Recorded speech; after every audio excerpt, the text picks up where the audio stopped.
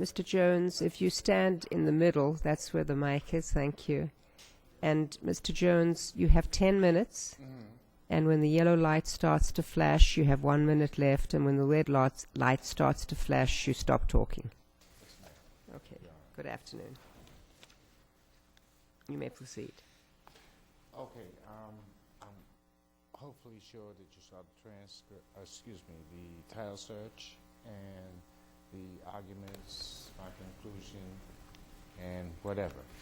I feel though my constitutional rights have been violated, my civil rights have been violated by a low court. I had owned the garage for over 35 years. I had spent $35 to close to $37,000 on tools over a period of that time and from my childhood to store my building material and other items of assets and an old car, which I've had, and I'm quite disappointed. I do have here in my possession where this was in the land court, and I feel that serious wrongdoing has been committed against me. And if I could pass this to the clerk. And they continually call me by my oldest son's name, which really worries me, and he had nothing to do with any of this garage, except for the fact that when I put it in my son's name and the godson so that it would be in the inheritance in case something happened to me, that there would be no question, but it was a family issue between himself and the godson is the reason why I had to take him off the deed.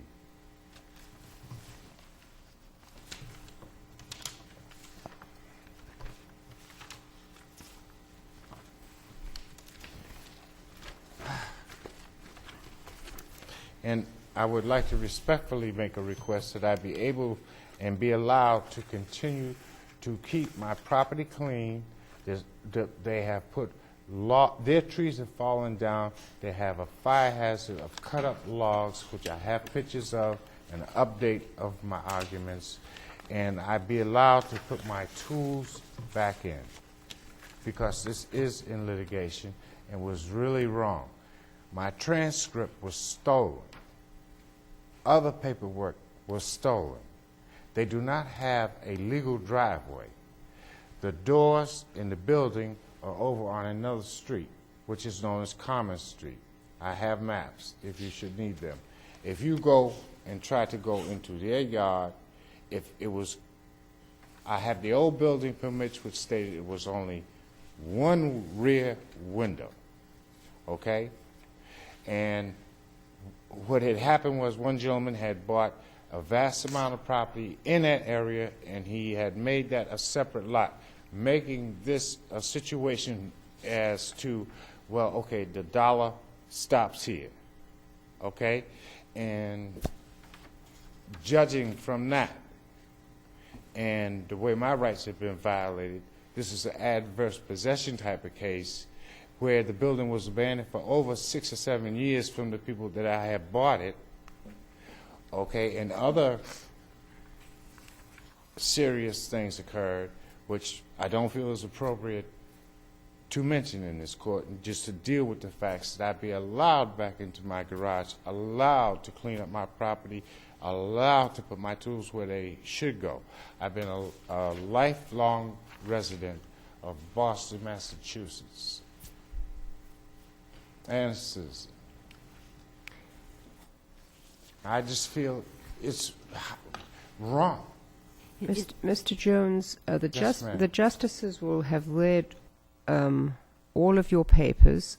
I don't believe there are any questions that any of the justices have. I just have one. Is there litigation going on now in the land court? Is that what you said? Well, yes, and they're telling me that I'm going to get a date, but prior to this, I had it set up to go in before, And understanding that this court has its rules and regulations, I feel that it was very good to me. I was able to visit the law library and learn something about adverse possession and begin to check it. And where this man, after the fact, is trying to destroy my interests of being able to retain my garage, I find is absolutely absurd and is against my civil rights. So that's the case that's pending in the land court, a case to establish title by adverse possession? Well, I'm not very good at the law as you, but all I can tell you is I did submit twice, okay? And yesterday I sent it back so they can give me a tentative date so that these dates don't collide, which they were doing in the lower court, to go before, which is only one judge, to arbitrate and to straighten the situation out. You have the deeds.